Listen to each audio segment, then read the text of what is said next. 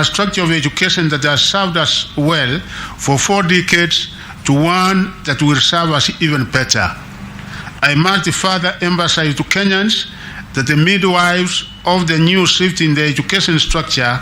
to their competence-based curriculum will mainly be the products of the Kcpe examination, totaling 39 cohorts. This story of the end of Kcpe will not be complete, therefore, if I do not individually mention some of the special groups of people that have been part of the successes, highs, and the lows of the examinations that have often sparked wide celebrations in many parts of the country, celebrations that we are all but bringing to an end this year. The 4 presidents of Kenya, whose governments steer the implementation of the Kcpe examinations and equipped schools successfully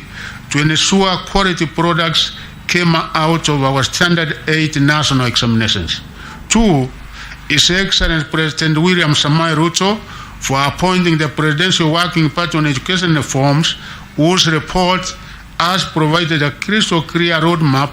that will guide the transition from 844 to the CPC. Our indefatigable primary school teachers, both in private and public schools, who have year after year prepared our candidates for the Kcpe examinations. 4, field officers from both the Ministry of Education and the Teacher Service Commission, who have combed every part of the country for 38 years, checking that the runners are taught well and that quality is upheld. 5, security agencies from the Ministry of Interior and the National Administration and the Ministry of ICT, who annually work to ensure security of the Kcpe examination.